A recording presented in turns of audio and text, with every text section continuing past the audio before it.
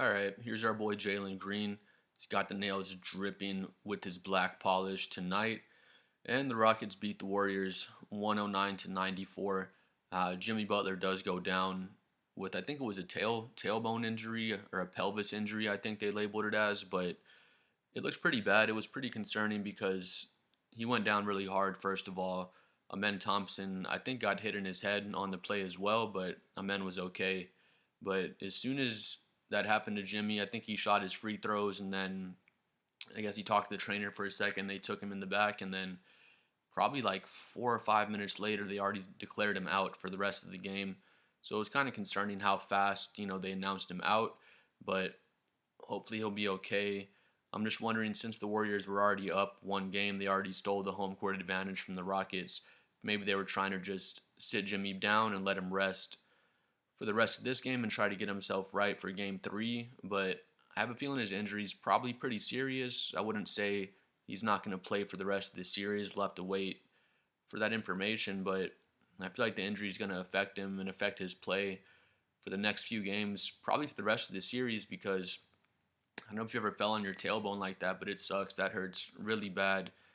Jimmy's going to probably have some trouble walking these next few weeks. I'm sure they have a way they could probably give him a shot or do something to kind of help out with the pain and get him back out there. And I'm sure Jimmy's going to try to play through the pain and get back in the, get back and play next game if he can. But it was a really hard fall, so we'll see what goes on with Jimmy Butler. But just first impressions, other than Jimmy Butler, Jalen Green goes off. I think he was 50% or high 40% from three. He hit, I want to say, 8 threes. He had 38 points. He played a great game. When Jalen Green's at his best, it's going to be hard for any team to beat the Rockets, unless you're like an OKC, Celtics, some of those top tier teams. Because when Jalen Green's going and he can get over 30 points, when you mix that in with the Rockets defense, it's really, really tough to beat their team.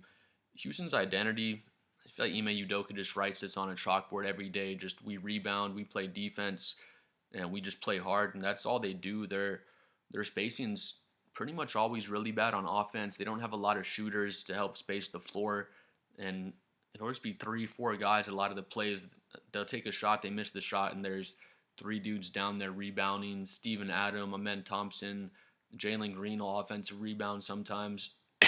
Tari Eason, there's so many guys, and they just play so hard. And again, the spacing is not great, but they just make it work with how much energy they play with and how great they play on defense.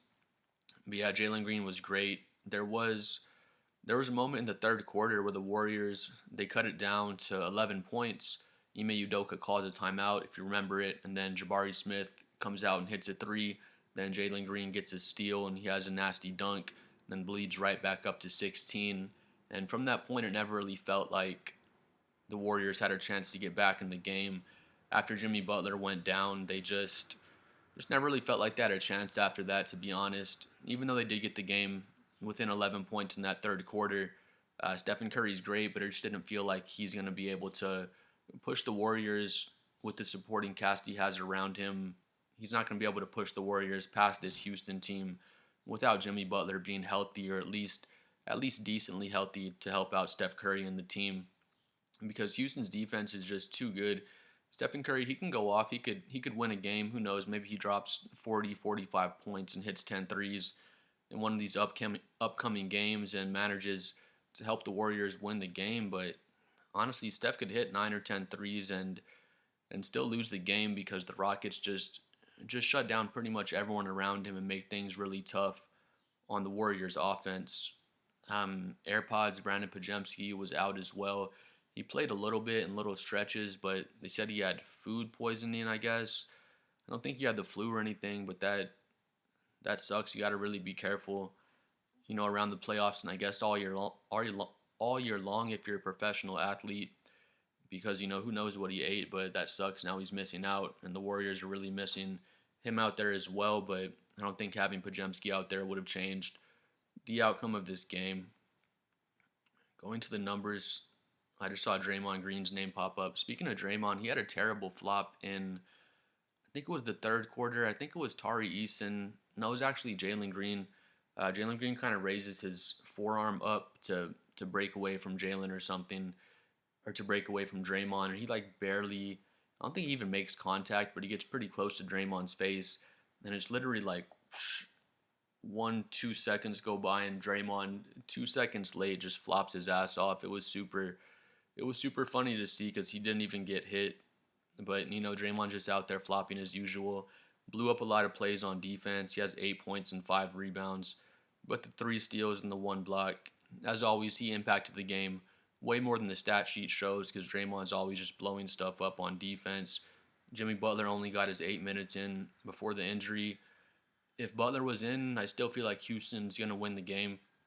Even when Butler goes down, Houston was up maybe 10, 12 points. So, of course, they would have had a way better chance if Jimmy Butler was in the game to win, but I feel like the Rockets were just too locked in tonight. Curry only has 20 points. He does have the 9 assists, 6 for 15 shooting, so definitely a pretty off game for Steph Curry, but they were just doing a great job defending him. And then Moody has 12 points on 4 for 7, so decent efficiency, but they just don't have enough scorers out there to help out when Jimmy's out of the game. Quentin Post had the 12 points. He was hitting some big threes in the third quarter to keep him in the game, but again, just not enough. 1, 2, 3, 4, 5. 5 players in double figures for the Rockets, so it's always a team effort with them. But yeah, Jalen Green 13 for 25 from the field, 8 for 18 from 3, the 38 points, 6 assists, 3 steals. He had that 1 steal in the third quarter for the nasty fast break dunk. So yeah, he was great out there. Şengün had 17 points, 16 rebounds, and 7 assists. So he's such a beast down there. He's just bullying people down low all day. Dillon Brooks with the 16 points, but he played great defense on Stephen Curry and was making things really tough for him. The series just been so physical. The referees are really holding back their whistle in this series, and you'd love to see it. The physicality is really fun to watch. Houston still gets to 109 points.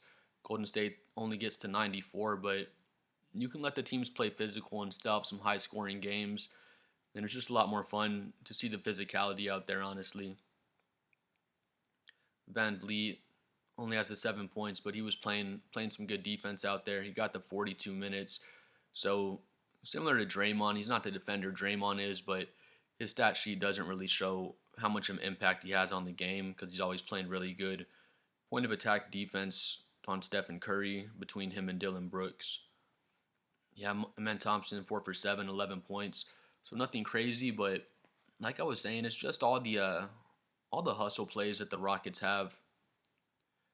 They had the 11 offensive rebounds. They had 36 total rebounds, where Golden State only had 7 offensive rebounds and 26 total rebounds. So, they out-rebounded them by 10.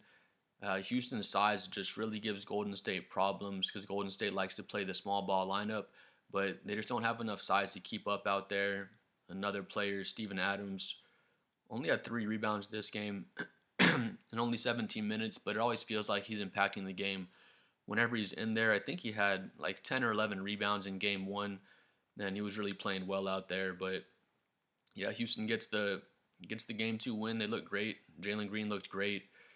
Just the big question moving forward is how healthy is Jimmy Butler going to be? Is he even going to play the rest of this series at all? Because if you saw the fall, it was really bad. Hopefully he didn't break his tailbone. I don't think it was anything like that because he walked off. But again, if you've never fallen on your tailbone like that, it really, really sucks. You'll be having trouble walking for weeks. Like I said earlier, maybe they have a shot. They can give him some type of pain relieving medication where he can get back in and maybe play by game 3, or at least get back in for game 4 or 5 as the series moves on. But without Jimmy Butler, I give the Warriors no chance at all, to be totally honest. They might win one more game without Jimmy Butler, but I feel like Houston would just honestly win the series in 5 or 6 games if Jimmy Butler can't get back in there to play. And I did pick Golden State in 6 games in this series, but that was assuming Jimmy Butler would be healthy. Like I was saying, I got the Rockets in 5 or 6 if Jimmy can't get back in there. So hopefully Jimmy will be good enough to get back in the series and play in game 3 and not be too hobbled by his injury. But I feel like, unfortunately, his injury probably is going to affect him. He fell so hard on his tailbone, but again, hopefully they can get him a shot or some medication, do whatever they do to get him back in there, because Butler definitely plays through injury, and he can still play well through injuries, but we'll just have to see how much this affects him.